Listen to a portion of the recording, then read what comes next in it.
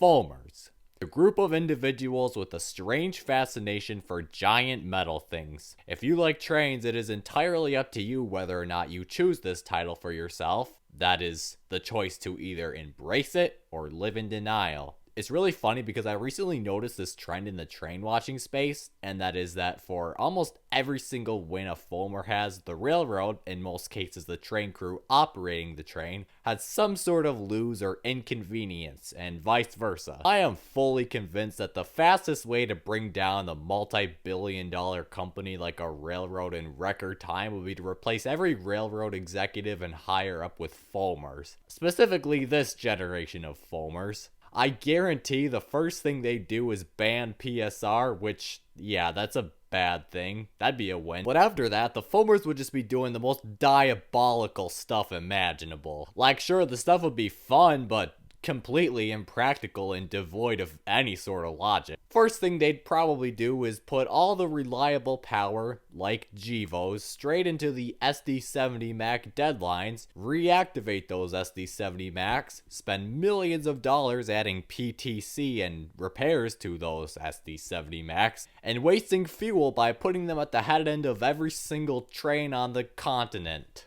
And that would just be the tip of the iceberg, because foamers would be purposefully creating lash-ups that look like they came straight out of Roblox. Within 1 week, the companies would probably be in debt trying to pay for all the different components that would inevitably just break from doing stuff like putting a GP25 as the sole leader for a 4-mile long coal train. Obviously, this would all be a major catastrophe and inconvenience for crews and the business in general, not to mention the customers and just the general economy. Now, obviously, this is very unlikely to happen, I think. But my initial point still stands. For every win that a foamer has, the railroad has some sort of lose or inconvenience. The most common application is probably as simple as the lighting.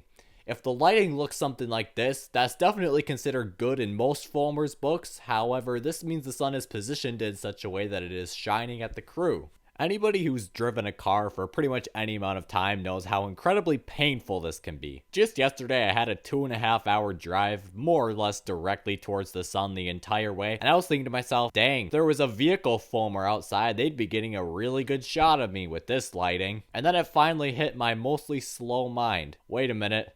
This is exactly what it feels like to be the train crew when foamers are out trying to get their prime lighting shots. And yes, the crew can wear a pair of sunglasses and put the visors down, just like you can in a vehicle. Heading toward the sun in prime lighting conditions is pretty painful stuff, even with sunglasses. So my heart goes out to the train crews who are so kind as to operate the train in these harsh lighting conditions so that us foamers can get the shots. I know that's not actually why you're operating the train, but another thing that's an inconvenience for train crews and the railroad in general is all that uncomfortable junk power that we are absolutely obsessed with. Again, I'm not claiming any sort of superiority for this or saying that I don't like the junk power. I'm just as much, if not more, a foamer than any of you guys watching. But objectively, all that fancy stuff sucks. Performance-wise, comfort-wise, everything-wise. Let's just take one of many examples. The B40-8W. Unreliable maintenance nightmare, reportedly about as comfortable as the chair I was able to afford for my desk setup after the computer and accessories, and guess what? A foamer favorite. Now, I wouldn't know about a B40-8W's comfort exactly, uncomfortable from what I hear. If the level of discomfort is anywhere comparable to the discomfort I experienced from this chair, I can't imagine a 12-hour shift in this thing. That would be absolute misery. Once again, my heart goes out to the crews for being so kind as to operate these locomotives so we can get our shot. Once again, I'm joking. I know you guys would never do this for us. Here's another great example of this thing.